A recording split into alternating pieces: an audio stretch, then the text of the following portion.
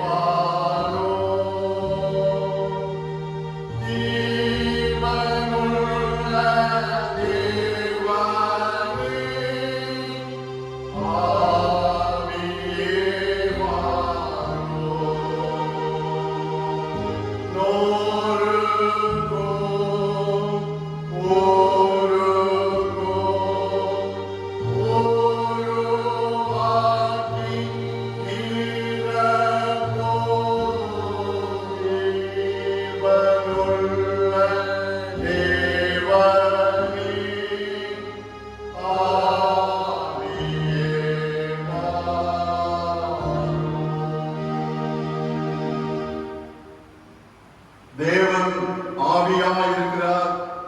அவரை தொழுது கொள்கிறவர்கள் ஆவியோடும் உண்மையோடும் அவரை தொழுது கொள்ள வேண்டும் என்றார். நான் பிதாவை வேண்டிக் கொள்வேன், அப்பொழுது என்றைக்கும் உங்களுடனே கூட இருக்கும்படிக்கு சத்திய ஆவியாகிய வேறொரு தேற்றரவாளனை அவர் உங்களுக்கு தந்தருள்வார். பரிசுத்த ஆவி உங்களிடத்தில் வரும்போது நீங்கள் பலனடைந்து எருசலேமிலும் யூதேயா முழுவதிலும் சமாரியாவிலும் பூமியின் கடைசி பரியந்தமும் எனக்கு சாட்சிகளாயிருப்பீர்கள் என்றார். ஜெபம் செய்வோம். சகலத்தையும் படைத்த சர்வ வல்லவராய், நேற்றும் என்றும் என்றும் மாறாதவராய், இருந்தவராகவே இருக்கிறவராய் இருக்கிற எங்கள் அன்பின் பரலோக பிதாவே, உம்மை துதிக்கிறோம், உம்மை ஸ்தோத்திரிக்கிறோம், உம்மை மகிமைப்படுத்துகின்றோம். இம்மானுவேலராய் எங்களோடு வாழ்ந்து எங்களுக்காக தம்மை அர்ப்பணித்து இன்றும் பிதாவின் சமூகத்தில் எங்களுக்காய் பரிந்து பேசுகிறவராய் இருக்கிற எங்கள் அன்பின் இயேசுவே, உம்மை துதிக்கிறோம், உம்மை ஸ்தோத்திரிக்கிறோம், உம்மை மகிமைப்படுத்துகின்றோம். வாக்குத்தத்தம் பண்ணப்பட்ட தூய ஆவியானவராய், எங்களோடு அசைவாடுகிறவராய், எங்களுக்கு ஆலோசனை தருகிறவராய், எங்களை ஆற்றல் படுத்துகிறவராய் இருக்கிற வல்லமையின் ஆவியானவரே, உம்மை துதிக்கிறோம், ஸ்தோத்திரிக்கிறோம், உம்மை மகிமைப்படுத்துகிறோம். எங்கள் அன்பின் தெய்வமே, கிருபையாக நீர் எங்களுக்கு தந்த இந்த மாதத்தின் கடைசி நாளுக்காக, இந்த பரிசுத்த ஓய்வு நாளுக்காக நாங்கள் உமக்கு நன்றி செலுத்துகிறோம், உம்மை ஸ்தோத்திரிக்கின்றோம். நீ பயப்படாதே, நான் உன்னோடே இருக்கிறேன். திகையாதே, நானும் தேவன், நான் உன்னை பலப்படுத்தி உனக்கு சகாயம் பண்ணுவேன். என் நீதியின் வலது கரத்தினால் உன்னை தாங்குவேன் என்று இந்த மாதத்திலே எங்களுக்கு வாக்குத்தத்தம் பண்ணின ஆண்டவரே, வாக்குத்தத்தத்தில் உண்மையுள்ள ஆண்டவராய் இந்நாள் வரையிலும் எங்களோடு இருப்பதற்காக உம்மை துதிக்கிறோம், உம்மை ஸ்தோத்திரிக்கிறோம், உம்மை மகிமைப்படுத்துகிறோம். நீர் எங்கள் வாழ்விலே தந்து வருகிற சகல நன்மைகளுக்காக உமக்கு ஸ்தோத்திரம். இப்பொழுதும் உம்மை ஆராதிக்கிற உம்முடைய பிள்ளைகளாய் எங்களோடு உம்முடைய கிருபையை தங்கி இருக்கட்டும் ஐயா. இந்த ஆராதனை ஆண்டவருக்கு மகிமையாய் எங்களுக்கு ஆசீர்வாதமாக அமைய ஆண்டவர் அருள் செய்வீராக. துவக்கம் முதல் நிறைவு வரையிலும் உம்முடைய மகிமையின் பிரசன்னத்தினால் நிரப்பும்படியாய் ஜெபிக்கிறோம். தடைகளை எல்லாம் அப்புறப்படுத்தும். தேவ பிரசன்னத்தை நாங்கள் உணர்ந்து கொள்ள நீர் எங்களுக்கு அருள் தாரும். குறைகள் எல்லாம் பொறுத்தருளோம். துதி கனம் மகிமை அனைத்தும் ஆண்டவருக்கே செலுத்துகிறோம். இரட்சகர் இயேசு கிறிஸ்துவின் திருப்பாதம் பணிந்து தாழ்மையோடு மன்றாடுகிறோம். ஜெபம் கேளும் அன்பு நிறைந்த பரமபிதாவே, ஆமென். தொழுகையின் துவக்கத்திற்காக நாம் அனைவரும் இணைந்து ஞான பாடலிலே 437வது பாடலை பாடுவோம். கர்த்தாவே இறங்கும், பிரசன்னமாகுமே, மெய்பக்த நெஞ்சில் இப்போதும் வந்தனன் மூட்டுமேன் என்கிற 437வது ஞான பாடல்.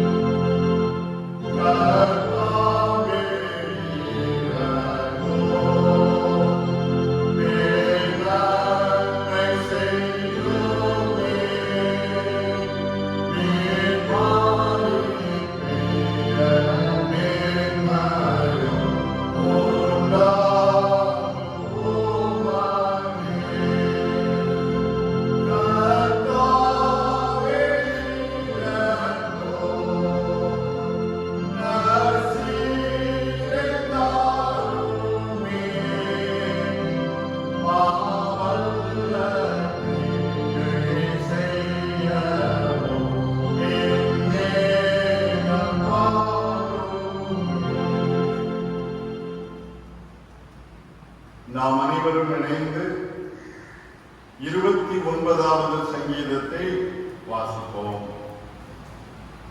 29ஆம் சங்கீதத்தை அனைவரும் இணைந்து வாசிப்போம்.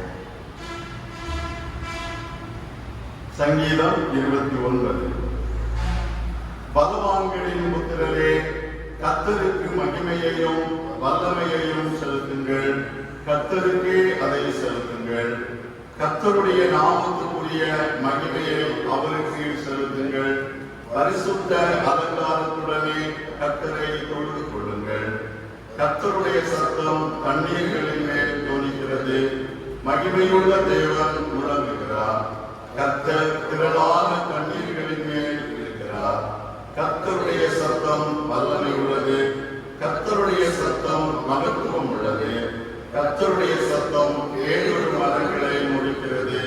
கர்த்தர் லீபனோனின் கேதுரு மரங்களை முடிக்கிறார். அவைகளை கன்னிக்குட்டிகளைப் போலவும் லீபனோனையும் சீரோனையும் காண்டாமிருக குட்டிகளைப் போலவும் உள்ள பண்ணுகிறார். கர்த்தருடைய சத்தம் அக்கினி ஜுவாலைகளில் கிடக்கும். கர்த்தருடைய சத்தம் வனாந்தர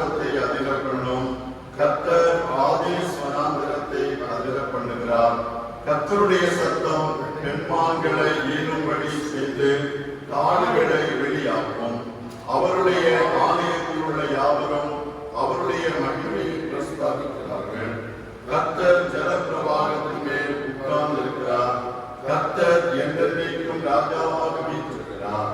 கர்த்தர் தமது ஜனத்திற்கு பலம் கொடுப்பார். கர்த்தர் தமது ஜனத்திற்கு சமாதானம் அருளி அவர்களை ஆசீர்வதிப்பார்.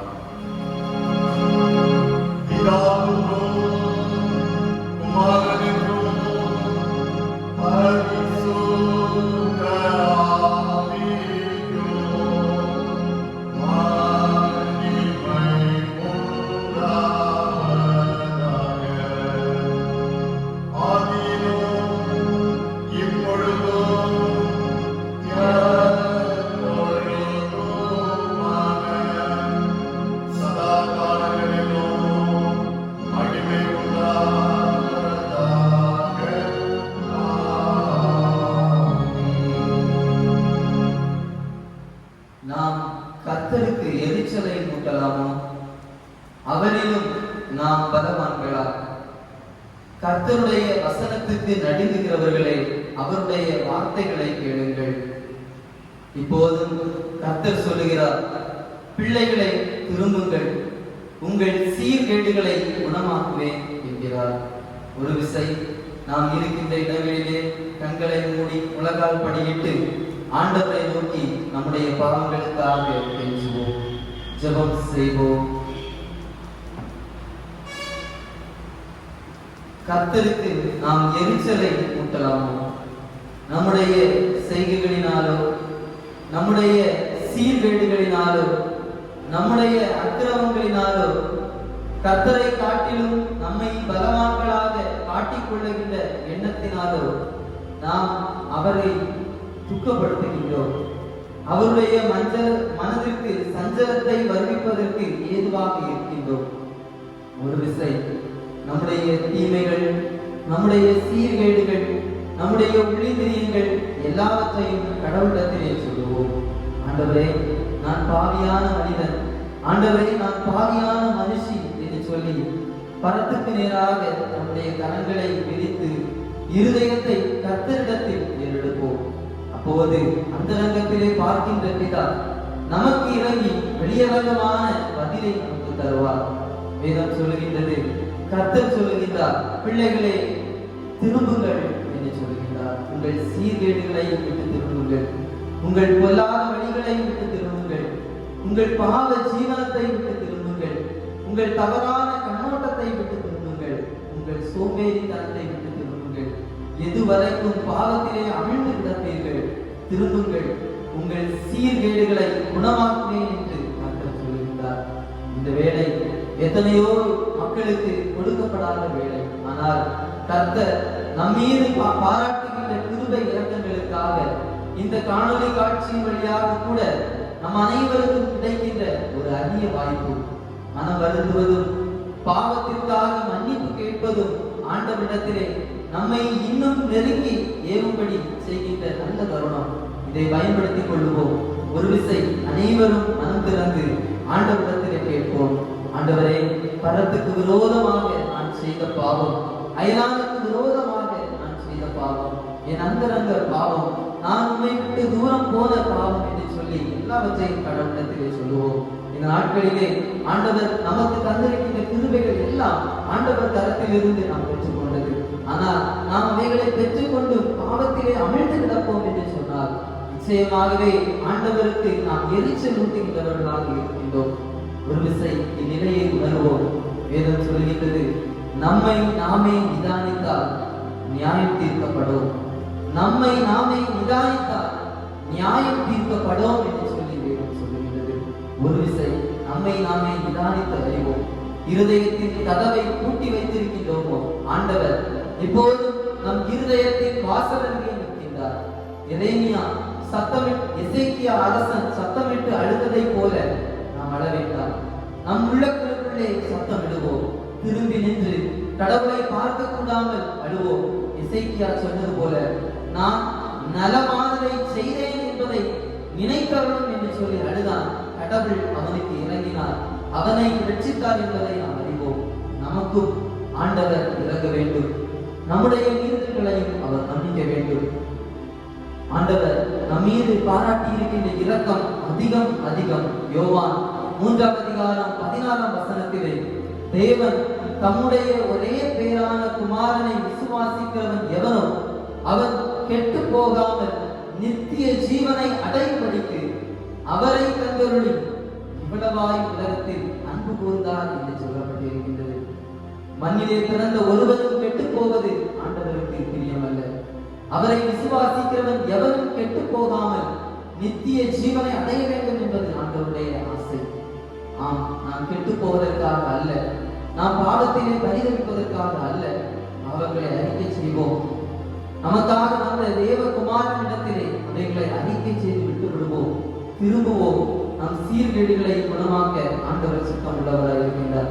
இப்போது நம்முடைய பாவங்களை அறிக்கை செய்யும் விதமாக ஞான பாடலிலே 444வது பாடலில் பாவம் லோகம் ஆசாபாசம் யாவும் இடம்பெற்றதோ நீச சிலுவையில் மாண்ட நேசர் இடமில்லையோ என்ற பாடல். இன்னுமே நீ தாமதித்தால் பின்பு மோசம் வருமே, இப்போதே ரட்சணிய காலம், இப்போதே ரட்சணிய நாள் என்ற சரணங்களை நாம் பாடுவோம்.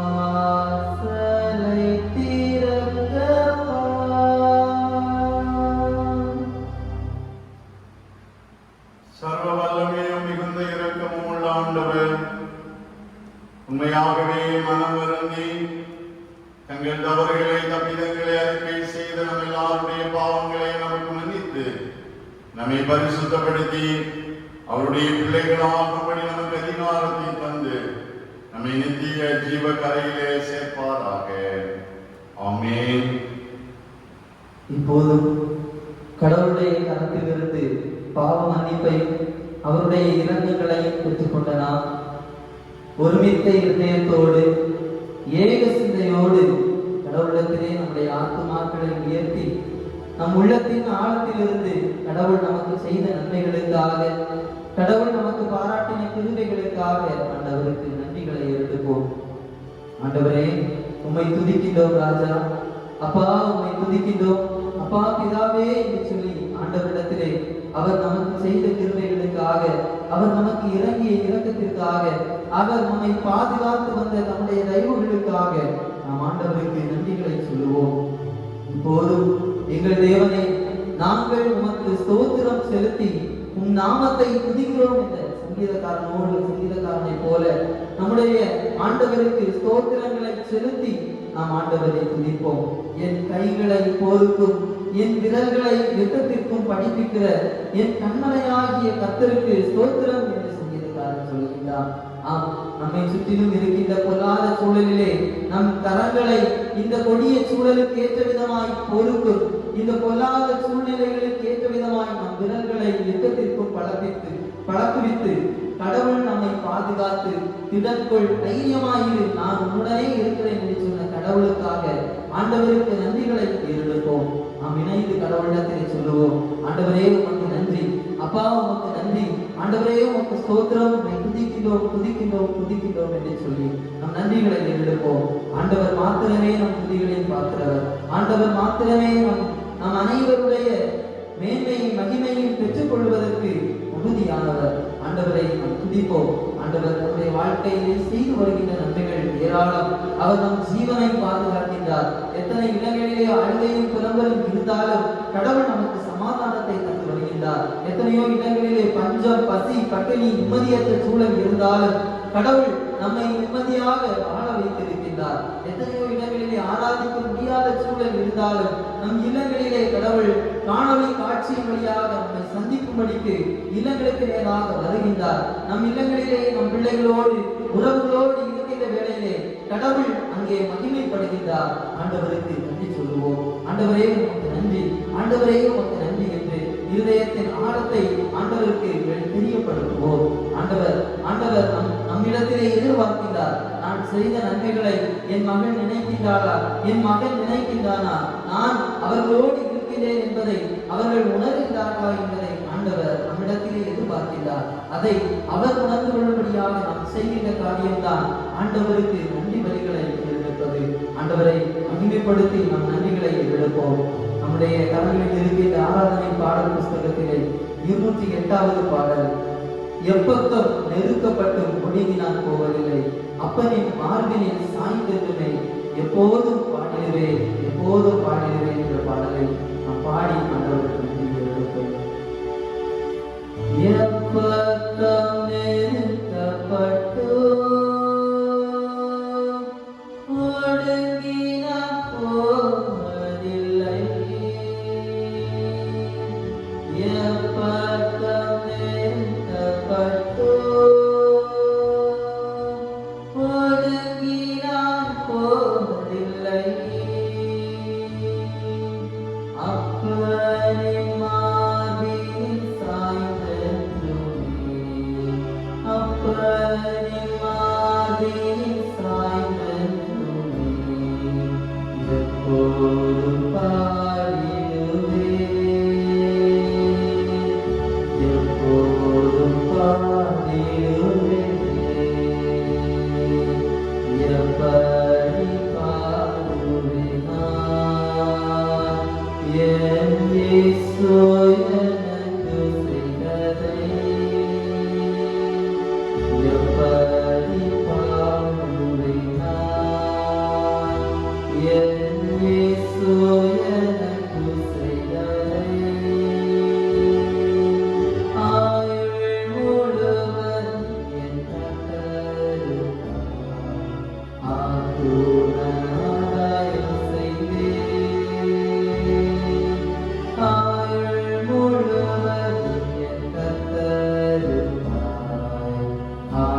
ஆத்துணராயம் செய்வேன்.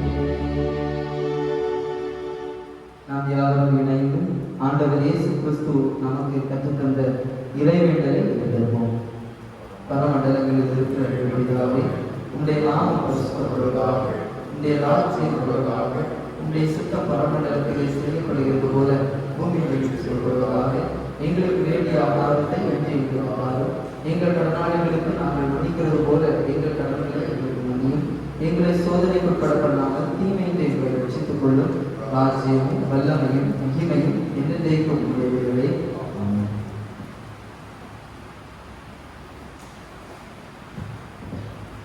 இந்த நாளுக்கென்று படிக்கப்பட வேண்டிய திருமறை பகுதி தூய யோவான் எழுதின நற்செய்தி நூல் 14ஆம் அதிகாரம் திருவார்த்தைகள் 1 முதல் 6 தூய யோவான் எழுதின நற்செய்தி நூல் 14ஆம் அதிகாரம் திருவார்த்தைகள் 1 முதல் 6 வரை அடங்கிய பகுதியை படிக்கிறேன். உங்கள் இருதயம் கலங்காதிருப்பதாக. தேவனிடத்தில் விசுவாசமாயிருங்கள், என்னிடத்திலும் விசுவாசமாயிருங்கள். என் பிதாவின் வீட்டில் அநேக வாசஸ்தலங்கள் உண்டு. அப்படி இல்லாதிருந்தால் நான் உங்களுக்கு சொல்லியிருப்பேன். ஒரு ஸ்தலத்தை உங்களுக்காக ஆயத்தம் பண்ண போகிறேன். நான் போய் உங்களுக்காக ஸ்தலத்தை ஆயத்தம் பண்ணின பின்பு நான் இருக்கிற இடத்திலே நீங்களும் இருக்கும்படி நான் மறுபடியும் வந்து உங்களை என்னிடத்தில் சேர்த்துக் கொள்வேன். நான் போகிற இடத்தை அறிந்திருக்கிறீர்கள், வழியையும் அறிந்திருக்கிறீர்கள் என்றார்.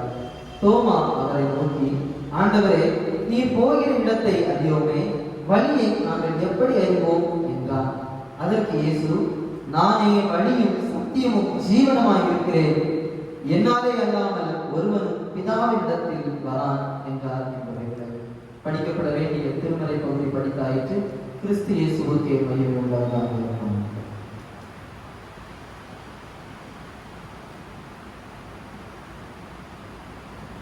கர்த்தருடைய பரிசுத்த நாமத்திற்கு மகிமை உண்டாகட்டும். கிறிஸ்துவுக்குள் மிகவும் அன்பானவர்களே, இந்த மாதத்தின் ஆரம்பத்திலிருந்து இந்த நாள் வரையிலும் ஆண்டவர் நம்மோடு இருந்து நம்மை பாதுகாத்து வழிநடத்தி வந்த தயவுக்காக ஆண்டவரை ஸ்தோத்திரிப்போம். ஏசாயா 41:10 இந்த மாதத்திலே ஆண்டவர் தம்முடைய வாக்குத்தத்தத்தை நமக்கு தந்து நம்மை ஆசீர்வதித்திருக்கிறார். நீ பயப்படாதே, நான் உன்னுடனே இருக்கிறேன். திகையாதே, நான் உன் தேவன். நான் உன்னை பலப்படுத்தி உனக்கு சகாயம் பண்ணுவேன். என் நீதியின் வலதுகரத்தினால் உன்னை தாங்குவேன். ஆண்டவர் நம்மோடு இருந்து நம்மை பலப்படுத்தினார், நமக்கு சகாயம் பண்ணினார், நம்மை தாங்கினார். ஆண்டவருக்கு ஸ்தோத்திரம் செலுத்துவோம். நாளைய தினம் புதிய மாதத்தினுடைய முதலாவது நாள். வழக்கப்படியான அருணோதய ஆராதனை நடைபெறும். அருணோதய ஆராதனையிலும் அதையும் நீங்கள் காணொலி காட்சி மூலமாக பார்த்து புதிய மாதத்திற்குரிய வாக்கு தத்தத்தை சொந்தமாக்கிக் கொள்ள உங்களை அன்போடு கேட்டுக்கொள்கின்றேன். நம்முடைய நாட்டிலே மகிழ்ச்சியான செய்திகள் நமக்கு கிடைக்கிறது. ஆண்டவருக்கு சித்தமானால் வருகிற 8ஆம் தேதி முதல் வழிபாட்டு தலங்கள் திறக்கப்படலாம் என்று சொல்லுகின்ற ஒரு அறிவிப்பு தரப்பட்டிருக்கிறது. ஆனால் அதற்கு என்னென்ன நிபந்தனைகள் போடப்படும் என்பது குறித்து நாம் இதுவரையிலும் அறிந்து கொள்ளவில்லை. ஆகிலும் ஆண்டவரை நாம் ஆராதிப்பதற்கு அதற்குரிய வாசல்களை ஆண்டவர் திறந்து நம்மை ஆசீர்வதிக்க தொடர்ந்து ஜெபிப்போம். திருச்சபையின் திருப்பணிகளிலும் நீங்கள் உற்சாகத்தோடு பங்கு பெற உங்கள் பங்களிப்புகளை தர அன்போடு கேட்டுக்கொள்கின்றேன். அநேகர் ஆலயத்திலே வந்து ஜெபித்து செல்வதற்கு நீங்கள் வாஞ்சிப்படுகிறீர்கள். இந்த ஆராதனையை தொடர்ந்து சரியாக 11 மணி அளவிலே 11 மணி வரையிலும் ஆலயம் திறக்கப்பட்டிருக்கும். ஜெபிக்க வேண்டும் என்று விரும்புபவர்கள் நீங்கள் வந்து ஜெபிக்கலாம். ஆண்டவருடைய சமூகத்திலே ஜெபித்து செல்ல உங்களை அன்போடு கேட்டுக்கொள்கின்றேன். இந்த வரப்போகிற புதிய மாதம் நமக்கு ஆசீர்வாதமாக அமைய ஜெபத்தோடு புதிய மாதத்தை ஆரம்பிப்போம். ஆண்டவர் நம்மை அனைவரையும் ஆசீர்வதிப்பாராக. இப்பொழுது அருளுரை ஆயத்தமாக நாம் அனைவரும் எழுந்து 666வது பாடல், ஆராதனை பாடல்கள் புத்தகத்திலே 666வது பாடலை கரங்களை தட்டி பாடுவோம். ஊற்றப்பட வேண்டுமே உன்னதத்தினாவே, உயிர்ப்பிக்க வேண்டும் எம்மை தேவா. முன்மாறியாக அன்று பொழிந்திட்ட ஆவியை பின்மாறியாக இன்று பொழிந்திடுமே என்கிற 666வது பாடலை அனைவரும் எழுந்து கரங்களை தட்டி பாடுவோம்.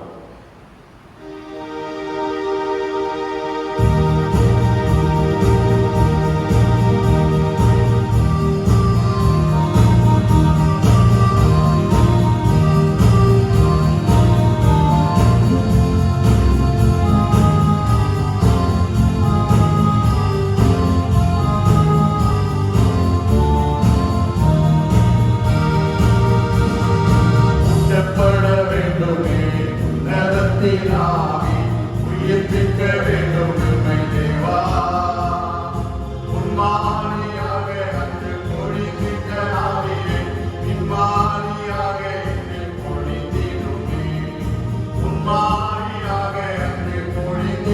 ஆவியே நின்மாரியாக பொழிந்திடுமே. என்னை அபிஷேகமே என்னை அலங்கரிக்க ஆவியால் நிரப்புமே. பாத்திரம் அணிந்தோனோ இச்சலான மொழியே நேசரவில் மாநில அக்னி அபிஷேகம் எந்த நாவத்தினோ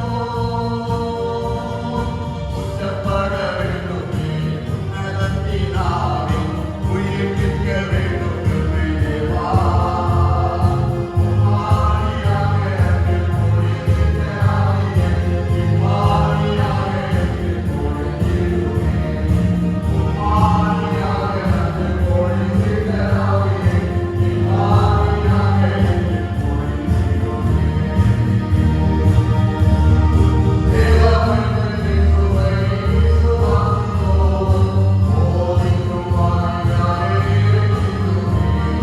தேவமனிதன் இயேசுவை விசுவாசித்தோம். போதிக்கும் வாயிலாக இறைஞ்சிடுமே. என்னை அபிஷேகமே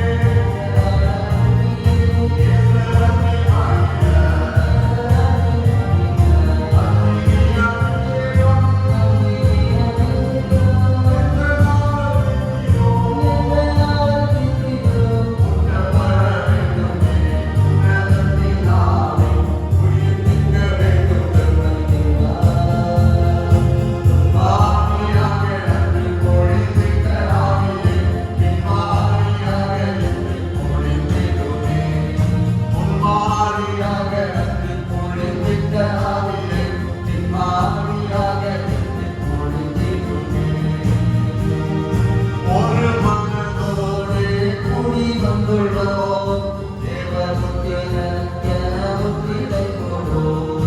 ஒரு மனதோடு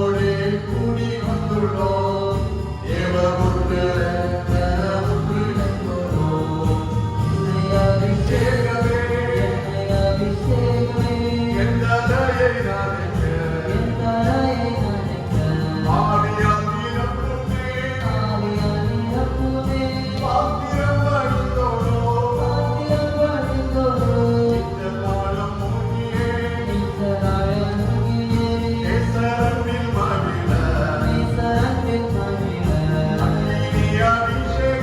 அக்னி அபிஷேகம் எந்த நாவல் வீட்டிலோ உச்சப்பட வேண்டுமே. உன்னதத்தினாலே உயிர்ப்பிக்க வேண்டும் நம்மை தேவா. உம்மாரியாக அன்பில் பொழிந்திட்ட ஆவியை பின்மாரியாக என்னில் அனுப்பிடுமே. உம்மாரியாக அன்பில் பொழிந்திட்ட ஆவியை பின்மாரியாக என்னில் பொழிந்திடுமே. நின்றவாறு தலைகளை தாழ்த்தி நாம் ஜெபிப்போம். அன்பு நிறைந்த எங்கள் நல்ல ஆண்டவரே, ஆசீர்வாதமான இந்த பெந்தேகோஸ்தே நாளுக்காக உம்மை துதிக்கிறோம், ஸ்தோத்திரிக்கிறோம். இந்த வேளையிலும் உம்முடைய வேத வசனங்களை நாங்கள் தியானிக்க இருக்கிறோம். எங்களோடு கூட பேசுங்கப்பா, எங்களோடு கூட இடைபடுங்கப்பா. பேசுகிற அடியினையும் உங்கள் சிலுவைகளிலே மறைத்துக் கொள்ளும். கேட்கிற ஒவ்வொரு உள்ளங்களையும் கர்த்தர் இந்த நாளிலே தம்முடைய வார்த்தையினால் நிரப்பி சமாதானத்தோடு அவர்களை நடத்தி செல்லும்படியாக ஜெபிக்கின்றோம். இந்த நேரங்களோடு தருகிறோம். இவர்கள் இயேசுவின் நாமத்தில் ஜெபிக்கிறோம் நல்ல பிதாவே, ஆமென். அல்லேலூயா, அல்லேலூயா, அல்லேலூயா. உட்காரும். ஆண்டவரும் அருமை இரட்சகருமாகிய இயேசு கிறிஸ்துவின் இந்த நாமத்தினாலே உங்கள் யாவருக்கும் என்னுடைய காலை வணக்கத்தை நான் தெரிவித்துக் கொள்கின்றேன். இந்த நாளிலும் சற்று நேரம் சிந்திப்பதற்காக தெரிந்து கொள்ளப்பட்ட திருமறை வசனம் நாம் வாசித்த யோவான் நற்செய்தி நூல் 14ஆம் அதிகாரம் 1வது வசனம். யோவான் 14ஆம் அதிகாரம் 1வது வசனம். உங்கள் இருதயம் கலங்காது இருப்பதாக. உங்கள் இருதயம் கலங்காது இருப்பதாக. Do not worry and upset. Do not be worried and upset. இந்த நாளிலே கலக்கத்தை மாற்றும் கர்த்தர் என்பதை குறித்து சில காரியங்களை நாம் வேதத்தின் அடிப்படையிலே நாம் சிந்தித்து கடந்து செல்வோம். ஒரு விஞ்ஞானி வட துருவத்தில் உள்ள ஒரு பனி படர்ந்த மலைக்கு ஆராய்ச்சி செய்வதற்காக அவர் கடந்து சென்றார். அந்த நேரத்திலே திடீரென்று ஒரு புயல் அங்கே வந்தது நிமித்தம் அவர் பனி படர்ந்த அந்த பாறைக்குள்ளாக அவர் சிக்கிக் கொண்டு விட்டார். அந்த நேரத்திலே அவர் சுற்றிலும் பார்த்தார், எங்குமே மக்கள் காணவில்லை.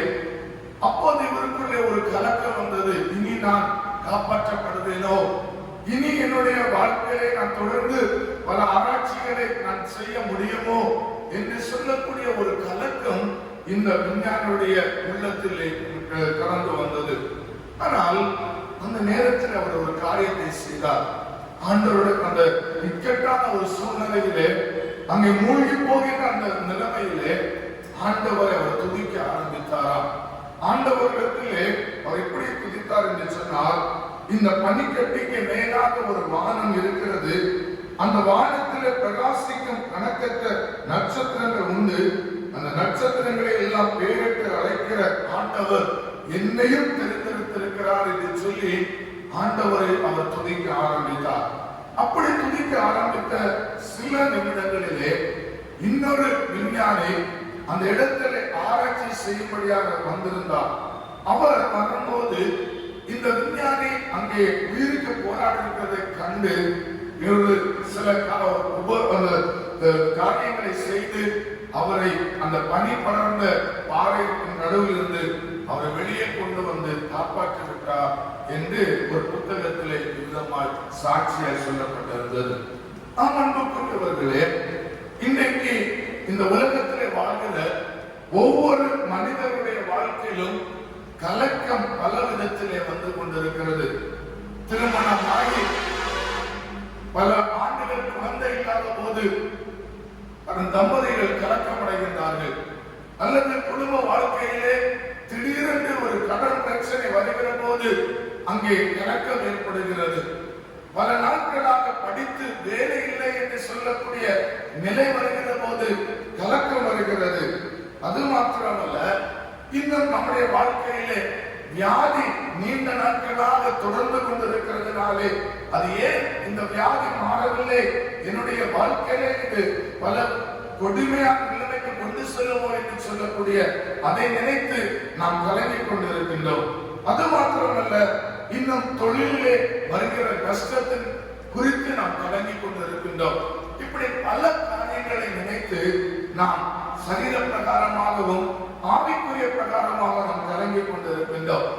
ஆனால் இந்த வேத வசனத்தை நாம் வாசித்த வேளையிலே ஆண்டவராக இயேசு கிறிஸ்து தன்னுடைய சீடர்களோடு மற்றும் இருக்கிற மக்களோடு அவர் சொல்லுகிறார், உங்கள் இருதயம் கலங்காது இருப்பதாக. நீங்கள் இந்த வசனத்தினுடைய பின்னணியத்தை நாம் வாசிக்கிற வேளையிலே யோவான் 13ஆம் அதிகாரம் அதனுடைய 38வது வசனமும் அதோடு கூட 13ஆம் அதே அதிகாரம் 21ஆம் வசனத்திலே நாம் பார்க்கிற போது இயேசு சொல்லுகிறார், உங்களிலே இருக்கிற ஒருவன் என்னை காட்டிக் கொடுப்பான் என்று சொல்லி அவர் அங்கே கலங்குகிறார். அதே அதிகாரம் கடைசி வசனத்திலே பேதுருவை பார்த்து சொல்லுகிறார், பேதுருவே, நீ என்னை 3 தடவை மறுதலிப்பாய் என்று சொல்லி அந்த 2வது காரியத்தை கொண்டு சொல்ல ஒரே அதிகாரத்திலே அவருடைய வாழ்க்கையில் ஒரு கலக்கமான ஒரு சூழ்நிலை வருகிறது.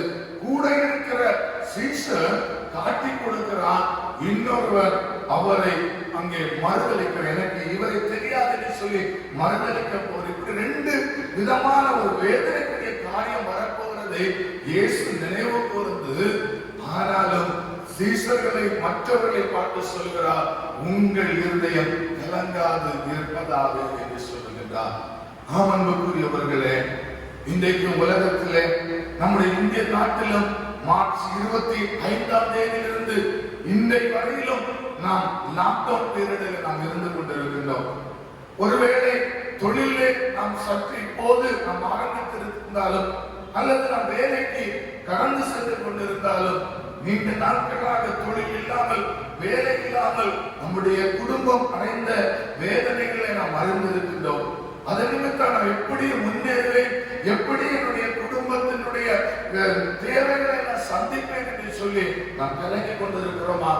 அல்லது நான் பிள்ளைகளுக்கு திருமணம் ஆயத்தம் செய்து வைத்தேன், இனி திருமணம் நடக்குமா, அல்லது என்னுடைய பிள்ளைகளுடைய வாழ்க்கையில இன்னொரு நன்மை உண்டாகுமா என்று சொல்லி நீங்கள் கலங்கி கொண்டிருக்கிறீர்களா?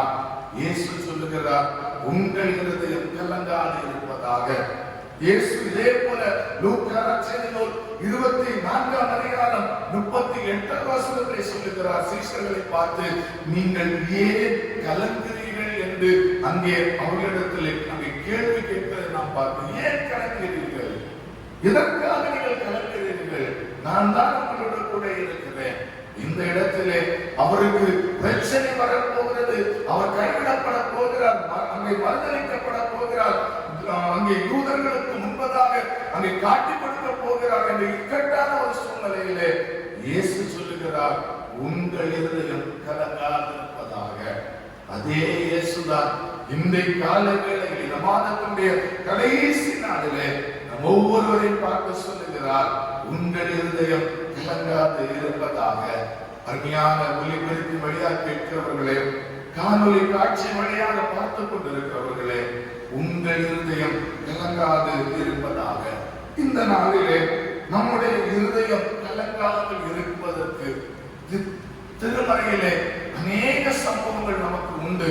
ஆனால் 3 காரியங்களை மனிதனுடைய வாழ்க்கையில் வந்த கலக்கம் என்ன, அந்த கலக்கத்திலே கர்த்தருடைய நடத்துதல் எப்படி இருந்தது என்பதை குறித்து 3 விதங்களிலே நாம் சிந்தித்து கடந்து செல்வோம். முதலாவது நாம் சிந்திக்கும் போது ஆதியாகமம் 41ஆவது அதிகாரம் அதனுடைய 8வது வசனத்தை நாம் வாசிக்கும் போது, காலமே பார்வோனுடைய மனம் கலக்கம் கொண்டிருந்தது. காலமே பார்வோனுடைய மனம் கலக்கம் கொண்டிருந்தது. முதலாவது நாம் பார்க்கிற போது சொப்பனத்தினால் ஏற்பட்ட ஒரு கலக்கம், சொப்பனத்தினால் ஏற்பட்ட ஒரு கலக்கம். நாம் அனைவருக்கும் அநேக சொப்பனங்களை நாம் பார்க்கிறோம். இரவிலே அநேக தூங்கும் போது நல்ல சொப்பனங்கள் நமக்கு வந்திருக்கிறது. ஆனால் சில சொப்பனங்கள் நம்முடைய அடுத்த நாள் வாழ்க்கையை அது வேதனைப்படுத்துகிறதாக காணப்படும். நாம் எழுப்பின உடனே சொல்லுவோம், இப்படி ஒரு சொப்பனம் கண்டேன், அந்த சொப்பனம் எப்படி இருக்குமோ, நம்முடைய பிள்ளைகளுக்கு அல்லது குடும்பத்தில் இப்படி ஒரு காரியம் வருகிறது என்று சொல்லி நாம் அதை குறித்து நாம் வேதனைப்பட்டு கொண்டிருக்கின்றோம். இதே போல ஒரு வேதனை தான் இந்த பார்வோன் என்று சொல்லக்கூடிய இந்த எகிப்திய மன்னனுக்கு வருகிறது. அவன் ஒரு சொப்பனத்தை காண்கிறான். அந்த சொப்பனத்திலே அங்கே நாம் பார்க்கிறோம், அதை தான் நாம் 4ஆம் அதிகாரம் அந்த 41ஆம் அதிகாரம் வசனங்கள் அங்கே 2, 3, 4, 5 போன்ற வசனங்களிலே நாம் வாசிக்கிற போது நாம் தெளிவாக நாம் அறிந்து கொள்கின்றோம். அந்த சொப்பனத்தை பார்த்த உடனே இவனுக்கு கலக்கம் வருகிறது. அதனாலே அந்த நாட்டினுடைய எல்லா ஜோஷியக்காரர்கள், அந்த நாட்டினுடைய மந்திரவாதிகள், அந்த நாட்டினுடைய மற்ற விதமாக இருக்கிற அந்த சொப்பனத்திற்கு பல விதத்தில் விளக்கம் சொல்கிற எல்லாரையும் அழைத்து வருகிறார். ஆனால் ஒருவராலும் அந்த சொப்பனத்திற்குரிய அர்த்தத்தை அங்கே சொல்ல முடியவில்லை. அவன் அதற்காக மிகவும் இன்னும் கலங்கி கொண்டிருக்கிறார். என்ன நடக்க போகிறதோ, இந்த தேசத்தில் என்ன நடக்கிறதோ, எனக்கு என்ன நடக்கிறதோ என்று சொல்லி கலங்கி கொண்டிருக்கிற போதுதான் அங்கே இருக்கிற ஒரு வேலைக்காரன் சொல்லுகிறான், இங்கே சிறைச்சாலையில் ஒருவன் இருக்கிறான். நான் கண்ட சொப்பனத்திற்கு அர்த்தம் சொன்னதினாலே நான் இன்றைக்கு உயிரோடு இருக்கிறேன். அந்த யோசேப்பு என்று சொல்லக்கூடிய மனிதன் இந்த சிறைச்சாலையில் இருக்கிறான் என்று சொல்லி பார்வோனுக்கு சொல்லப்பட்ட போது பார்வோன் அந்த யோசேப்பை அழைத்து வருகின்றான். அழைத்து வந்த போது பார்வோன் மறுபடியும் இந்த சொப்பனத்தை குறித்து சொன்ன போது இந்த மோசே இந்த பார்வோனுக்கு தெளிவான அர்த்தத்தை சொல்கிறார். 7 வருஷம் உங்களுக்கு செழிப்பின் வருடமாக இருக்கும், 7 வருடம் மிகுந்த பஞ்சத்தின் வருடமாக இருக்கும் என்று சொல்லி இந்த பார்வோனுக்கு இந்த மோசே சொல்லுகிறதை நாம் பார்க்கின்றோம். குறிப்பாக 41ஆம் அதிகாரம் அதனுடைய 28வது வசனத்தின் பிந்திய பகுதி சொல்லுகிறது, தேவன் தாம் செய்ய போவதை பார்வோனுக்கு காண்பித்திருக்கின்றார். 32ஆம் வசனம் இந்த காரியம் தேவனால் நிச்சயிக்கப்பட்டிருக்கிறது என்பதையும் தேவன் இதை சீக்கிரத்தில் செய்வார் என்பதையும் குறிக்கும் பொருட்டு இந்த சொப்பனம் பார்வோனுக்கு இரட்டித்தது என்று சொல்லி நாம் பார்க்கின்றோம். தேசத்தில் நடக்க போகிற காரியத்தை ஆண்டவர் இந்த பார்வோனுக்கு சொப்பனத்தின் வாயிலாக வெளிப்படுத்தினார். ஆனால் அவனால் அதனுடைய அர்த்தத்தை புரிந்து கொள்ள முடியவில்லை. இந்த யோசேப்பு இந்த பார்வோனுடைய சொப்பனத்திற்கு அர்த்தத்தை அவன் விளக்கி கொடுக்கிற காரணம் அதே 41ஆம் அதிகாரம் அதனுடைய 38ஆம் வசனம் சொல்கிறது, இந்த யோசேப்புக்குள்ளே தேவ ஆவியானவர் இருந்தார் என்று சொல்லி நாம் பார்க்கிறோம். இன்றைக்கு நாம் பெந்தேகோஸ்து ஞாயிறை நாம் ஆசீர்வதிக்கிறோம். இந்த பரிசுத்த ஆவியானவர் இந்த யோசேப்பிடத்தில் இருந்ததினாலே இந்த பார்வோனுடைய சொப்பனத்திற்கு அர்த்தம் கிடைத்தது. அந்த எகிப்து தேசத்திலே மிகுந்த ஆசீர்வாதம் உண்டானது.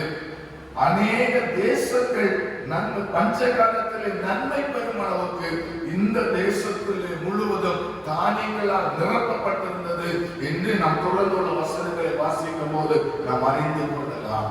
பாருங்கள், இந்த யோசேப்பிடத்திலே பரிசுத்த ஆவியானவர் இருந்ததினாலே இந்த பார்வோனுடைய சொப்பனம் அர்த்தம் கிடைத்தது மாத்திரமல்ல, நீங்க தொடர்ந்து வாசித்தால் அதன் பின்பு பார்வோனுடைய மனதிலே எந்த ஒரு கலக்கமே இல்லை. அவன் மகிழ்ச்சியோடு இந்த யோசேப்பை அதிகாரியாக மாற்றினார், பின்பு அதிபதியாக உயர்த்தினார். நீங்க 42ஆம் அதிகாரத்திலே நீங்க வாசிக்கிற வேளையிலே யோசேப்பினுடைய சகோதர சகோதரிகளுக்கு உணவு கிடைக்கும் அளவுக்கு இந்த பார்வோன் இந்த யோசேப்பை உயர்த்தினார் என்று சொல்லி நாம் பார்க்கின்றோம். அன்புக்குரியவர்கள், இந்த காலை பொழுதிலும் நாமும் பல நேரங்களில் பிசாசானவர் பல தவறான சொப்பனங்களை கொண்டு வந்து நம்மை கள்ளக்கடித்துக் கொண்டிருக்கிறாரோ, அல்லது நம்முடைய வாழ்க்கையிலே நம்மளை பலவிதத்திலே தவறான வழிகளுக்கு நேராக தற்கொலை எண்ணத்துக்கு நேராக கொண்டு செல்லுகிறாரோ, ஆண்டவர் நமக்கு இந்த ஞானத்தின் ஆவியை தந்திருக்கிறார். அதே துணையோடு ஆண்டவரிடத்தில் கேட்போம். இந்த தேவ ஆவியானவர் நம்மோடு இருக்கும் போது எந்த கலக்கம் எந்த துயரம் வந்தாலும் நாம் எதை குறித்தும் கலங்க வேண்டியதில்லை. அதேதான் சங்கீதக்காரனாக தாவீது சொல்லும்போது 42ஆம் சங்கீதம் 5ஆம் வசனத்திலே சொல்கிறார், என் ஆத்துமாவே நீ ஏன் கலங்குகிறாய், என் ஆத்துமாவே நீ ஏன் கலங்குகிறாய், தேவனை நோக்கி காத்திரு என்று சொல்லுவதை நாம் பார்க்கின்றோம். இந்த யோவான் 14ஆம் அதிகாரம் 1ஆம் வசனத்திலே பின்னே போது சொல்கிறது, ஏன் கலங்குகிறீர்கள், தேவனிடத்தில் விசுவாசமாயிருங்கள், இயேசுவிடத்தில் விசுவாசமாயிருங்கள் என்று சொல்லி நாம் பார்க்கின்றோம். இந்த காலை பொழுதிலே சொப்பனத்திலே கலங்கி கொண்டிருந்த இந்த பார்வோனுக்கு பரிசுத்த ஆவியானவரால் நிரப்பப்பட்ட அந்த யோசேப்பு அர்த்தத்தை சொல்லி தேசத்திற்கு ஒரு மிகுந்த மகிழ்ச்சியை கொண்டு வந்தது மாத்திரமல்ல, ஒரு சொன்னபடியே தேசம் செழிப்பையும் பஞ்சத்தில் இருந்த காலத்திலே மற்றவர்களுக்கு உணவு தானியங்களை கொடுத்து அவரை திருப்தியாக்குகின்ற நிலைமையிலே ஆண்டவர் இந்த தேசத்தை மாற்றினார். இந்த காலங்களை நமக்கு அந்த பரிசுத்த ஆவியானவர் நம்மோடு இருக்கும்போது இப்படிப்பட்டதான சூழ்நிலையிலே நாம் கலங்கி விடாதபடி நமக்கும் பல காரியங்களை நமக்கு கற்றுத்தந்து நம்மையும் செழிப்பாக மாற்றுவார். இரண்டாவது நாம் பார்க்கிற போது இன்னொரு விதமான ஒரு கலக்கம் வருகிறது. எஸ்தருடைய புஸ்தகம் 3ஆம் அதிகாரம் அதனுடைய 15வது வசனத்தை நாம் வாசிக்கிற போது எஸ்தர் 3ஆம் அதிகாரம் 15ஆம் வசனத்தினுடைய கடைசி பகுதி சொல்லுகிறது, சூசா நகரம் கலங்கிற்று என்று சொல்லி நாம் பார்க்கிறோம். சூசா நகரம் கலங்கிற்று. இரண்டாவது காரியம் என்னவென்று சொன்னால் அரச கட்டளையால் ஏற்பட்ட கலக்கம். முதலாவது சொப்பனத்தினால் ஏற்பட்ட கலக்கம், இரண்டாவது அரச கட்டளையால் ஏற்பட்ட கலக்கம். இந்த கட்டளை என்ன செய்வது என்று சொன்னால் யூதர்களை அது தடுமாற செய்தது. என்னென்று சொன்னால் அந்த சூசா நகரத்தில் அந்த அகாஸ்வேரு மன்னனுடைய அந்த தேசம் எங்கிலும் யூதர்கள் நிரம்பி இருந்தார்கள். ஆனால் இந்த சட்டத்தினாலே அவர்களுடைய கள்ள இருதயம் அங்கே கலங்கி கொண்டிருந்ததை நாம் பார்க்கின்றோம். அன்புக்குரியவர்களே, இன்றைக்கும் பல சட்டங்கள் நம்முடைய தேசத்தில் இன்றைக்கு நாட்களில் ஒருவேளை வரலாம். ஆனால் அந்த சட்டங்களுக்கு முன்பதாக நாம் கலங்கினோம் என்று சொன்னால் ஆண்டவர் உடைய நாமம் ஒருவேளை இதிலே சாத்தானுடைய ஆளுகை தான் வெளிப்படும். ஆனால் ஆண்டவர் சொல்லுகிறார், இப்படிப்பட்டதாக காரியங்கள் நிகழ்ந்தாலும் நீங்கள் உங்களுடைய இருதயம் கலங்க வேண்டாம் என்றுதான் இயேசு நமக்கு சொல்லுகிற ஒரு காரியமாக இருக்கிறது. இந்த பகுதியில் நீங்கள் வாசிக்கிற போது இந்த எஸ்தருடைய புஸ்தகத்திலே நாம் வாசித்த வேளையிலே இந்த சூசா நகரம் இந்த செய்தியை கேட்ட போது கலங்கினது. ஆனால் மொர்தெகாய், எஸ்தருடைய தாதிமார்கள் ஒட்டுமொத்த யூத ஜனங்களிடம் செய்த காரியம் என்று சொன்னால் அவர்கள் கர்த்தருடைய சமூகத்திலே 3 நாள் உபவாசம் இருந்தார்கள் என்று சொல்லி நாம் பார்க்கிறோம். காரணம் என்ன? இந்த எஸ்தருடைய வாழ்க்கையில அங்கே ஜெப ஆவி காணப்பட்டது. முதலாவது யோசேப்பிடத்திலே அங்கே தேவ ஆவியானவர் இருந்தார். அவர் ஞானத்தின் சொப்பனத்தை விளக்குகின்ற ஒரு ஞானத்தை கொடுத்ததனாலே அன்றைக்கு பார்வோனுடைய வாழ்விலே இருந்த கலக்கம் மாறினது. இங்கே நாம் பார்க்கிற போது இந்த எஸ்தருடைய வாழ்க்கையில கர்த்தருடைய ஆவியானவர் அங்கே ஜெபத்தின் ஆவியாய் ஊற்றப்பட்ட ஜெப ஆவி இந்த எஸ்தரிடத்தில் ஊற்றப்பட்டிருந்தது. முதல் தாதியர்களோடும் தன்னுடைய யூத ஜனங்களோடு 3 நாட்கள் அல்லும் பகலும் உபவாசம் இருக்கின்றார்கள். அந்த உபவாசத்தினாலே நடந்த காரியம் என்ன? அதுதான் நாம் தொடர்ந்து உள்ள அதிகாரங்களை நாம் வாசிக்கிற போது ராஜாவுடைய கண்களில் தயப்படுத்தது. அடுத்தபடியாக ராஜஸ்திரி அங்க ராஜாவுடைய சமூகத்தில் செல்கிறார். அதன் பின்பு விருந்து வைக்கிறார். விருந்து வைத்து 2வது விருந்திலே தன்னுடைய யூதருடைய நிலைமை எடுத்து சொல்லி எழுதப்பட்ட சட்டத்தையே அவள் திருத்தம் பண்ணுகிறத அதை நிராகரிக்க செய்கிறதை நாம் பார்க்கிறோம். 3ஆம் அதிகாரத்திலே நீ வாசிக்கிற போது அதனுடைய 9-10 வசனத்தில் இந்த ஆமான் ராஜாவிடத்தில் பேசி இந்த சட்டத்தை ஏற்றுகின்றார். ஆனால் நீங்கள் தொடர்ந்து உள்ள வசனங்களை நான் பார்க்கிற அதிகாரங்களை நான் பார்க்கிற போது அந்த ராஜாவுடைய சட்டமானது இந்த எஸ்தருடைய உபவாசத்தினாலும் ஜனங்களுடைய உபவாசத்தினாலும் தொடர்ந்து அந்த சட்டமே இல்லாதபடிக்கு யூதருடைய வாழ்க்கையில அங்கே சந்தோஷமும் கழிப்பும் அங்கே உண்டாகிறதை நாம் தொடர்ந்து உள்ள எஸ்தர் 9ஆம் அதிகாரத்தில் நாம் வாசிக்கிற போது தெளிவாக நாம் அறிந்து கொள்கின்றோம். நம்முடைய வாழ்விலும் இன்றைக்கு பல சட்டங்கள் நம்மிடத்திலே நாம் கலந்து கொண்டிருக்கிற சட்டங்கள் ஒவ்வொன்றா வருகிறது, இப்படி வருகிறது அப்படி வருகிறது என்று சொல்லி நாம் கலங்கி கொண்டிருக்கின்றோம். ஆனால் ஆண்டவராகி இயேசு நமக்கு உணர்த்துகிற ஒரு காரியம் என்று சொன்னால், நீங்கள் இந்த என்னுடைய சமூகத்திலே உபவாசித்து ஜெபிக்கும் போது இந்த சட்டங்கள் எல்லாம் அது நிர்மூலமாகும் என்றுதான் இந்த காலை வேளையிலே ஆண்டவர் நமக்கு உணர்த்துகின்றதாக காணப்படுகிறது. எத்தனையோ சட்டங்கள் நாம் தாண்டி வந்திருக்கிறது. இனி பல காரியங்கள் நமக்கு எதிராக போடப்பட்டாலும் ஆண்டவர் உணர்த்துகிற ஒரு காரியம், நாம் உபவாசித்து ஆண்டவருடைய சமூகத்தில் இருக்கும் போது நிச்சயமாக இதிலிருந்து ஒரு விடுதலையை நாம் கண்டுகொள்ள முடியும். இப்போது ஒரு கொள்ளை நோயிலே நாம் மாட்டியிருக்கின்றோம். அடுத்தபடியாக ஒரு வெட்டுக்கிளி வந்து நம்முடைய தேசத்திலே படையெடுத்திருக்கிறது. மற்ற மாநிலங்களிலே அந்த வெட்டுக்கிளியுடைய தாக்குதல் அதிகமாக இருக்கிறது. ஆனால் தமிழ்நாட்டிலே எப்போது வரும் என்று சொல்லி நமக்கு தெரியாது. நேற்று தினத்திலே தொலைக்காட்சிகளிலே அந்த கிருஷ்ணகிரியிலே வந்ததால் சொல்லி அது வேறு என்று சொல்லிவிட்டார்கள். அதுபோல எங்களுடைய ஊருக்கு அருகாமையிலேயே ஒரு இடத்துல அதே வெட்டுக்கிளியை போன்ற ஒரு பூச்சி பூச்சி வந்திருக்கு, அது வெட்டுக்கிளியோ என்று சொல்லக்கூடிய ஒரு சந்தேகத்தை எழுப்புகின்றார்கள். ஆனால் ஆண்டவர் சொல்லுகிறார், எப்படி இருந்தாலும் என்னுடைய சமூகத்தில் நீங்கள் உபவாசித்து ஜெபிக்கும் போது எந்த காரியமாயிருந்தாலும் அது நிர்மூலமாகும். எஸ்தருடைய உபவாசத்தினாலே யூதருக்கு எதிராக வந்த சட்டம் நிர்மூலமானது, சந்தோஷம் வந்தது.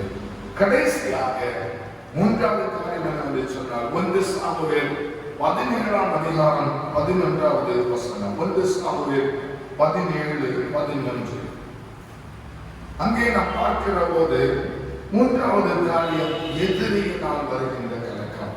முதலாவது சொப்பனத்தினால் வந்த கலக்கம், இரண்டாவது அரச கட்டளையால் வந்த கலக்கம், மூன்றாவது எதிரியினால் வந்த கலக்கம். இந்த பகுதியிலே நாம் அடிக்கடி தெரிந்த ஒரு சம்பவம் தான் தாவீது கோலியாத் என்று சொல்லக்கூடிய இந்த 2 பேர் நடக்கின்ற போரை குறித்த சம்பவம். ஆனால் இந்த கோலியாத்துடைய வார்த்தைகள் இந்த ராஜாவையும் அவனோடு இருக்கிற மக்களையும் அங்கே கலங்கடித்துக் கொண்டிருந்தது. ஆங்கில வேதாகம் சொல்கிறது, திகைத்து போனார்கள். இந்த வார்த்தையை கேட்டு அவங்க திகைத்து போனார்கள். ஆனால் இந்த தாவீது செய்த காரியம் என்ன? அந்த பெலிஸ்தீனுக்கு விரோதமாக அவன் படையெடுத்து நிற்கிறதை நாம் பார்க்கிறோம். அரசாங்கமே பயந்து ஒதுங்கி நிற்கிறது.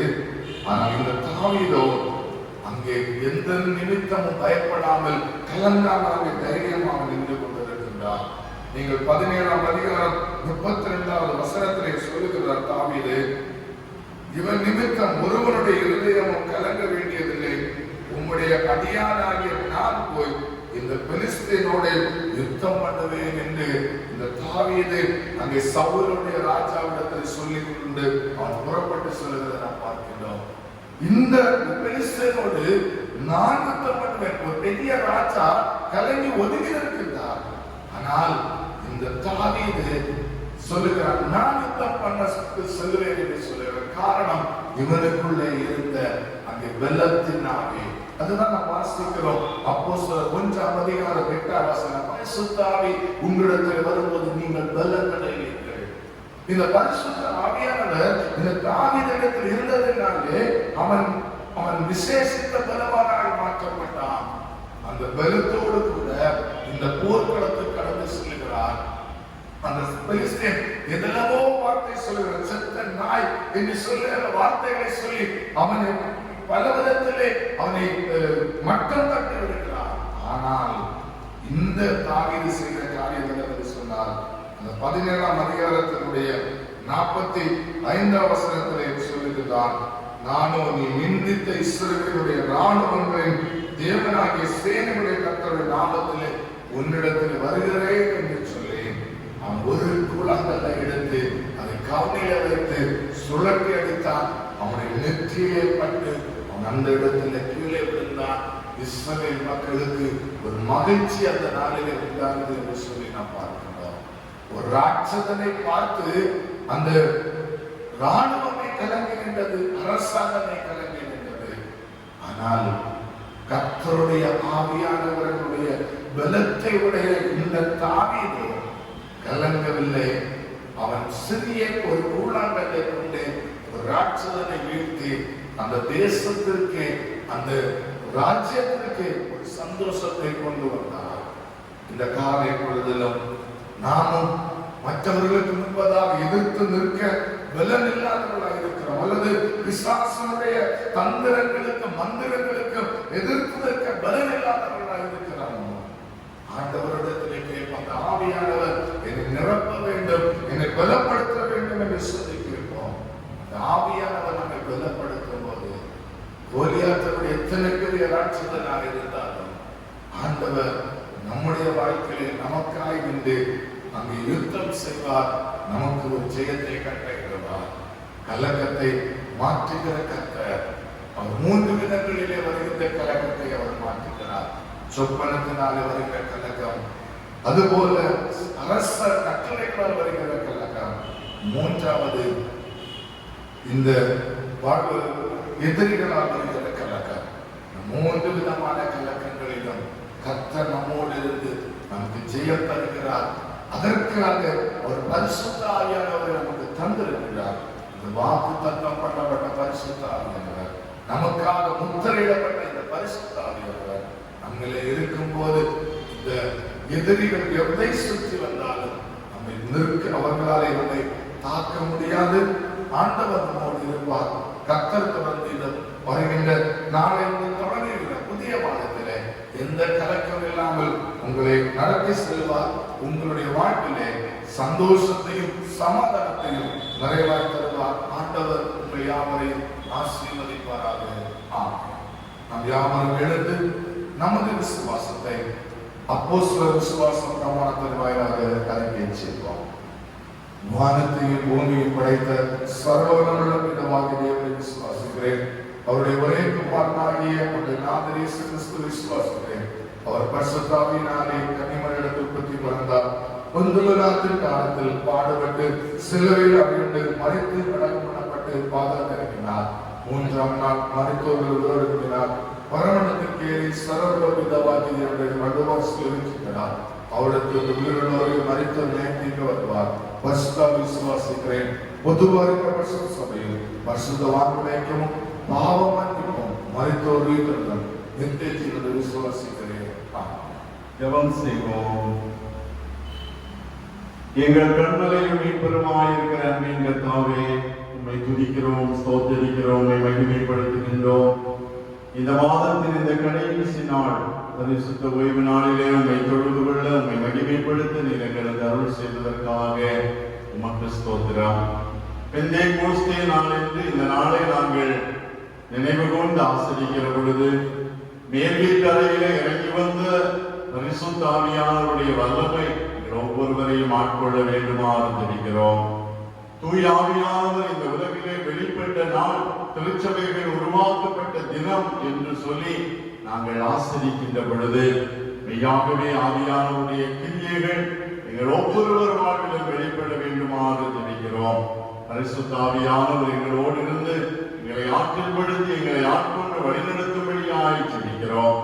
யோசேப்பிற்குள் இருந்த தேவ ஆவியின் வல்லமை தேசத்திற்கு ஆசீர்வாதத்தை வெளிப்படுத்துவதாய் காணப்பட்ட வண்ணமாய் எஸ்தரிலே காணப்பட்ட ஜெப ஆவி தேசத்திற்கு வந்த ஆபத்திலிருந்து விடுவிக்கப்படுவதற்கு வழிகாட்டுதலாய் காணப்பட்டது போல எங்கள் வாழ்க்கையிலும் இந்த அனுபவத்திலே ஆவியானவர் கிரியை செய்வதை நாங்கள் உணர்ந்து கொள்ள கிருபை தாரும்.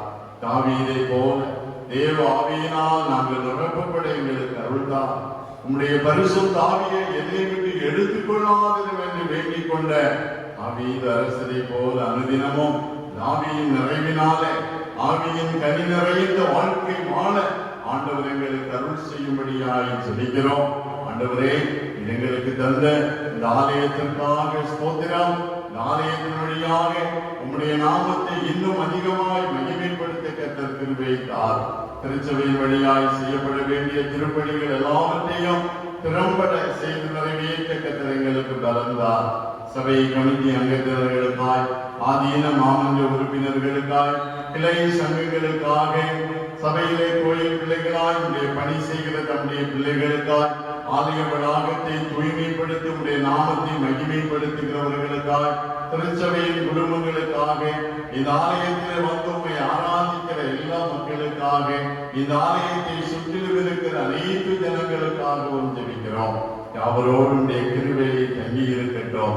உங்கள் இருதயம் கலங்காதிருப்பதாக என்று சொல்லப்பட்ட உம்முடைய வார்த்தையின்படி உலக வாழ்க்கையில பல்வேறு சூழல்களிலே கலங்கி போயிருக்கிற ஒவ்வொருவரையும் ஆண்டவர் பலப்படுத்தும்படியாய் ஜெபிக்கிறோம். கொரோனா வைரஸின் தாக்கத்தின் நிமித்தமாய் என் பொருளாதார வாழ்க்கையில அதிகமான வீழ்ச்சி ஏற்பட்டு விட்டதே, நன்மைகளை கண்டுகொள்ள முடியவில்லையே, என் தொழில் காரியம் எப்பொழுது சிறப்பாக அமையும், என் குடும்பத்திலே நான் எதிர்பார்த்த நன்மைகளை பெற்றுக்கொள்ள இயலாமல் தடைபட்டு விட்டதே என்று சொல்லி துயரப்படுகிற கலக்கப்படுகிற ஒவ்வொருவருக்கும் உங்களுடைய இரக்கத்தை விளங்கு பண்ணி உங்கள் இருதயம் கலங்காதிருப்பதாக என்று சொல்லுகிற நம்பிக்கையின் வார்த்தையினால் ஒவ்வொருவரையும் தேற்றுவீராக. ஆண்டவரே, எங்கள் தேசத்திலே வேகமாய் பரவி கொண்டிருக்கிற கொரோனா வைரஸ் முற்றிலுமாக நீங்கி போகட்டும் ஐயா. இந்த நாட்களிலும் எங்களுக்கு கிடைத்திருக்கிற ஊரடங்கில் ஏற்பட்டிருக்கிற தளர்வுகளுக்காக ஸ்தோத்திரம். இவைகளின் நிமித்தமாய் இந்த கொரோனா வைரஸ் பரவிவிடக் கூடாது. எங்கள் இயல்பு வாழ்க்கை சிறப்பாக அமைய கர்த்தர் உதவி செய்யும்படியாய் ஜெபிக்கிறோம். புதிய மாதத்திலிருந்து ஆலயங்கள் திறக்கப்படலாம் என்று சொல்லப்படுகிற நல்ல செய்தியை ஆண்டவர் தந்திருக்கிறேன். ஸ்தோத்திரம். உடைய ஆலயத்திலே நாங்கள் கூடி ஆண்டவரை மகிமைப்படுத்தி ஆண்டவருக்கென்று சாட்சியாய் வாழ எங்கள் ஒவ்வொருவருக்கும் உதவி செய்வீராக. அன்பின் தெய்வமே, இந்த மாதத்தின் கடைசி நாளாகி இந்த நாளை பரிசுத்தமான ஓய்வு நாளாக நாங்கள் பெற்றுக் கொண்டிருக்கிறோம். இந்த நாளிலே உடைய கிருபையின் பிரசன்னம் எங்களோடு தங்கி இருக்கின்றோம். ஆண்டவர் எங்களுக்கு தருகிற புதிய மாதம் எங்களுக்கு ஆசீர்வாதமாக அமைய உடைய பாதத்திலே காத்திருந்து உடைய வாக்குத்தத்தத்தை சொந்தமாய் புதிய மாதத்திலே பிரவேசிக்க ஆண்டவர் எங்களுக்கு உதவி செய்வீரார். புதிய நன்மைகளினால் புதிய கிருபைகளினால் நிரப்போம். இம்மட்டும் எங்களோடு இருந்து எங்களை காத்து வழிநடத்துவதற்காக நன்றியோடு ஸ்தோத்திரிக்கிறோம். இப்பொழுதும் எங்களை ஆசீர்வதித்தருளும். பாதத்தில் எங்களை தாழ்த்தி அர்ப்பணிக்கிறோம். குறைகள் எல்லாம் மன்னியும். இரட்சகர் இயேசு கிறிஸ்துவின் திருப்பாதம் பணிந்து தாழ்மையோடு ஜெபிக்கிறோம். ஜெபம் கேளும். அன்பும் இரக்கம் நிறைந்த பரமபிதாவே, ஆமென். கனமாகி மயோமகே போயெல்லாம் போயெல்லாமே துதி. கனமாகி மயோமகே போனீரே ராஜாவே. ஸ்தோத்ரம் ஸ்தோத்ரம் ஸ்தோத்ரமே மிக ஸ்தோத்ரம் ஸ்தோத்ரம் ஸ்தோத்ரம் ஓனீரே ராஜாவே. அல்லேலூயா துதி. கனமாகி மயோமகே போயெல்லாமே போயெல்லாமே துதி. கனமாகி மயோமகே போனீரே ராஜாவே.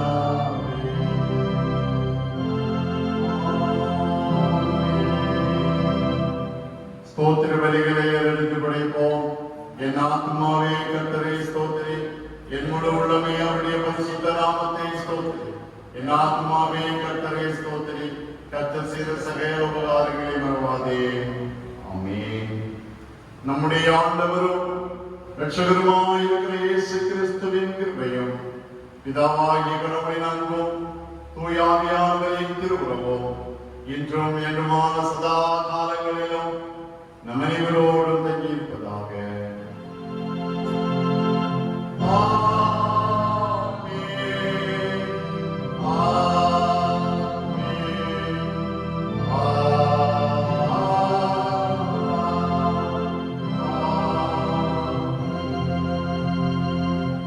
ஆண்டவர்களோடு இருப்பாராக.